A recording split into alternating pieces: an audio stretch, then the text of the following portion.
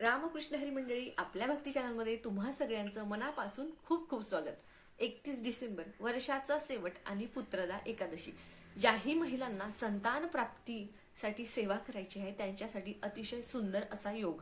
तर लक्षात घ्या, 31 डिसेंबरला पुत्रदा एकादशी आहे. पुत्रदा एकादशीपासनं कंटिन्यू सलग 40 दिवसांची सेवा तुम्ही करायची आहे.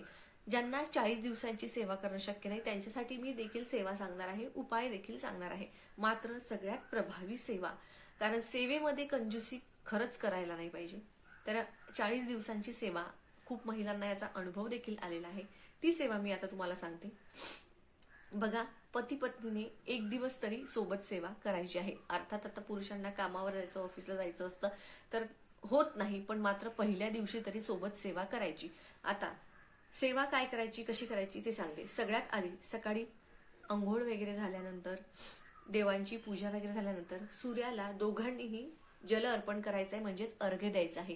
कुठल्याही चांगल्या कामाची सुरुवात करण्याआधी आपल्याला सूर्याला अर्घ्य देणं अत्यंत आवश्यक आहे. तसं तर रोज दिलं ना तर खूप चांगलं असो. तर बघा, सगळ्यात पती पत्नीने सूर्याला अर्घ्य द्यायचे सगळ्यात आधी.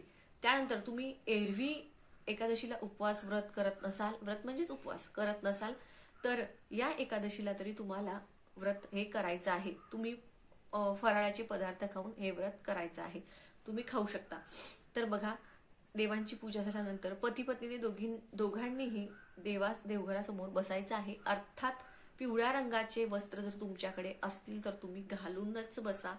देवघरासमोर बसल्यानंतर आता 40 दिवसांची सेवा तुम्ही करायला घेत आहात, तर सगळ्यात आधी संकल्प घ्यायचा. पतीने घ्या किंवा पत्नीने घ्या. पतीने पत्नीच्या हाताला हात लावायचा किंवा पतीच्या हाताला पत्नीने हात लावायचा. हातामध्ये पळीभर, 2 पळीभर पाणी घ्यायचं, हळदी कुंकू अक्षत फूल, आणि मनाभावापासनं तुमचं नाव, तुमचं गोत्र माहीत नसेल तर कश्यप म्हणा. भगवंता, मी तुझी 40 दिवसांची, बाळकृष्ण मी तुमची 40 दिवसांची, विष्णू, जे काय तुम्हाला म्हणता येईल, 40 दिवसांची ही सेवा करत आहे. मला संतान प्राप्तीसाठी मी तुमच्याकडे प्रार्थना करते आहे. माझी इच्छा तुम्ही नक्कीच पूर्ण करणार असा मला विश्वास आहे, आणि मी आजपासनं तुमच्या सेवेला सुरुवात करत आहे. माझी ही सेवा निर्विघ्नपणे पार पडू द्यात असं म्हणून तुम्हाला तो संकल्प सोडायचा आहे. आणि आता तुम्हाला सेवेला लागायचं आहे. प्रत्येकाच्या घरामध्ये बाळकृष्णाची मूर्ती असते. आमच्याकडे बाळकृष्ण नाही असं होऊ शकत नाही, पण जर नसेलच तर मी सांगेन की तुम्ही विकत घेऊन या. परिस्थिती नाहीच, आणूच शकत नाही तर एक सुपारी घ्या आणि त्याला बाळकृष्ण माना. पण असं होऊ शकत नाही, एक छोटीशी बाळकृष्णाची मूर्ती कोणीही आणू शकतं. त्यामुळे बाळकृष्णाची मूर्ती असायलाच हवी. आता संकल्प झालाय. सगळ्यात आधी बाळकृष्णाची मूर्ती एक पाट घ्या, पाटावरती कापड टाका आणि त्यावरती तामण ठेवा. पंचामृत तयार करून घ्या. दही, दूध, मध, साखर, तूप मिक्स करून पंचामृत आणि स्वच्छ पाणी. शंखाने जर अभिषेक करत असाल ना तर अतिशय उत्तम राहील.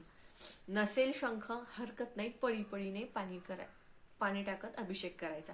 काय करायचं आहे लक्षात घ्या. बाळकृष्णाची मूर्ती तामणामध्ये ठेवायची. सगळ्यात आधी पती पत्नीने आपल्या कपाळाला गंध लावून घ्यायचा आहे, आणि त्यानंतर स्वच्छ पाणी, पंचामृत, स्वच्छ पाणी. आता अभिषेक करत असताना 16 वेळा पुरुष सूक्त, 1 वेळा श्री सूक्त हे तुम्हाला म्हणायचं आहे, फलश्रुती सहित. येत नाही, म्हणता येत नाही, युट्यूबला लावून द्या आणि श्रवण करा. दोघांनी पती पत्नी पहिल्या दिवशी सेवा सोबत करायची आहे. भलेही तुम्ही 40 दिवस नका करू, पण पहिल्या दिवशी सोबत करा. नंतर मग स्त्रीने केली तरी देखील चालेल, पण पहिल्या दिवशी दोघांनी मिळून सेवा करायची आहे. झालं अभिषेक पूर्ण. 16 वेळा पुरुष सूक्त, 1 वेळा श्री सूक्त, याच्यामध्ये कसलीही काटकसर चालणार नाही असा तुम्हाला अभिषेक करून घ्यायचा आहे. आणि अभिषेक झाल्यानंतर तुम्हाला मूर्ती स्वच्छ पुसून, स्वच्छ पाण्याने धुवून पुसून जागेवरती ठेवायची आहे. मूर्तीला तुम्हाला पिवळ्या चंदनाचा तिलक करायचा आहे. तुम्हाला जे काही वस्त्र असेल ते अर्पण करायचे. त्यानंतर अर्थात दिवा देवघरातला सुरू असणारच आहे. आपण पूजा झाली म्हटल्यावर देवा जवळचा दिवा सुरू असेलच. तुपाचा दिवा देखील एक तुम्ही लावून घ्यायचा आहे. आता त्या बाळकृष्णाच्या मूर्तीला तुळशीची पानं, मंजिरी देखील तुम्हाला अर्पण करायची आहे. एक गोष्ट लक्षात घ्या, एकादशीच्या दिवशी आपण तुळस तोडत नाही, रविवारी देखील आपण तुळस तोडत नाही. आदल्या दिवशी तोडून ठेवायची पानं किंवा मंजिरी असेल ते तोडून बाळकृष्णाला मंजिरी आणि तुळशीचं पान अर्पण करायचं. पिवळ्या रंगाची मिठाई अर्पण करायची. पिवळ्या रंगाची मिठाई नसेल तर गुळामध्ये तूप मिक्स करून दाखवलं तरी देखील चालेल. आता सगळ्यात पवित्र म्हणजे काय, तर ज्या पाण्यामध्ये आपण बाळकृष्णाला अभिषेक घातला, जे पाणी ज्याला आपण तीर्थ म्हणतो, ते पती पत्नीने दोघांनीही घ्यायचं आहे. आणि बाकीचं तुम्ही झाडामध्ये टाकू शकता. तीर्थ घ्यायचंच आहे आणि सलग 40 दिवस हे तीर्थ तुम्हाला घ्यायचं आहे. आता महिलांचं असं होईल की मासिक धर्म येतो, तर तेव्हा पुरुषांनी सेवा करा किंवा मग तुम्ही ते स्किप करून पुढे नंतर कंटिन्यू करा. या सेवेचा खरंच तुम्हाला खूप चांगला फायदा होईल. आणि आता हे सगळं झाल्यानंतर बघा, आपण पिवळे वस्त्र नेसायचे, पिवळा तिलक करायचा, बाळकृष्णाच्या मूर्तीला पिवळ्या चंदनाचा तिलक करायचा, पिवळी मिठाई अर्पण करायची.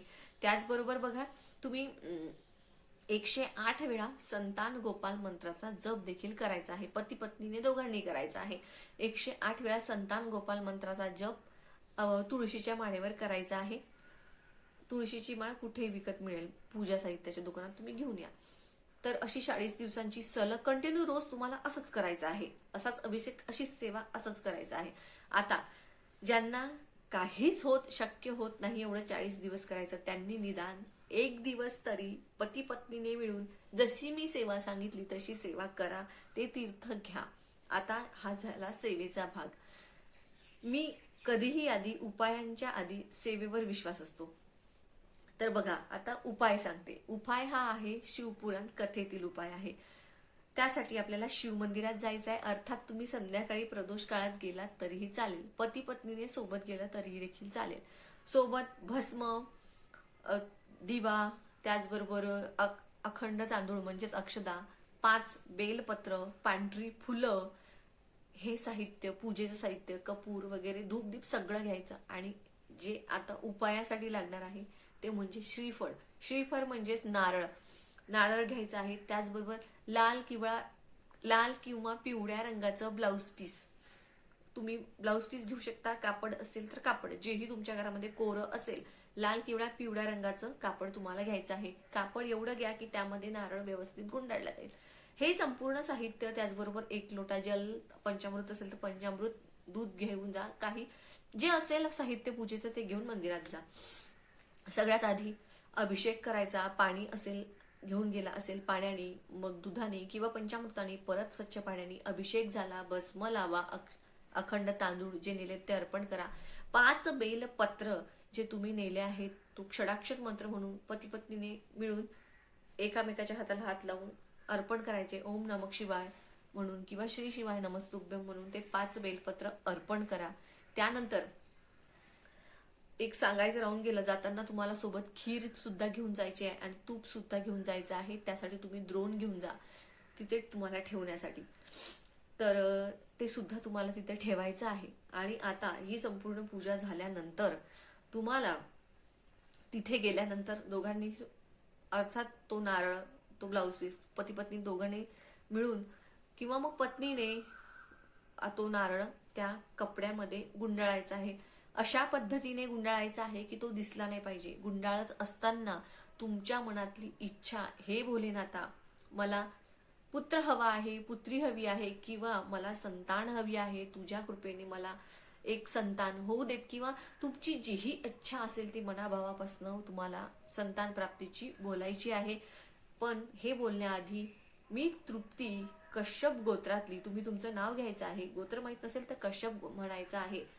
तुझ्याकडे ही सेवा करत आहे, तुला मी हे मागणं मागत आहे, मला संतान प्राप्ती होऊ देत, मला एका पुत्र प्राप्तीची किंवा पुत्रीची प्राप्ती होऊ देत, असं तुम्हाला मनापासून म्हणायचं आहे. आणि हे भोलेनाथा, तू माझी इच्छा नक्की पूर्ण करशील, अशी तुम्हा पती पत्नीना दोघांनाही मनोभावे प्रार्थना करायची आहे.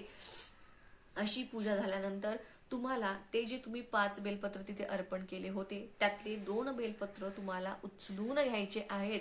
आणि ते 2 बेलपत्र तुम्ही, आता जर पती आले नसतील सोबत, तर पत्नीने ते 2 बेलपत्र उचलून घ्यायचे आहेत. आणि 1 बेलपत्र तिथेच बसून, मंदिराच्या पायरीवरती बसूनच खायचं आहे. दुसरं बेलपत्र घरी नेऊन पतीला खाऊ घालायचं आहे. पती सोबत असतील तर त्यांनी तिथेच दोघांनी पती पत्नीने मिळून ते खायचं आहे.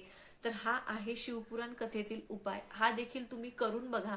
मात्र मी जी बाळकृष्णाची तुम्हाला सेवा सांगितली, निदान 1 दिवस तरी सेवा करा. पण मी तुम्हाला सांगितली तुम्ही 40 दिवसांची सेवा करून बघा. तुम्हाला त्याचा खरंच खूप चांगला अनुभव येईल. आणि व्रत म्हणजेच उपवास तुम्ही 1 दिवस केला तरीही चालणार आहे. ज्यांनी कधी केलं नाही त्यांनी 1 दिवस तरी करा. व्हिडिओची माहिती तुम्हाला कशी वाटली नक्की सांगा. व्हिडिओ जर आवडला तर व्हिडिओला लाईक नक्की करा.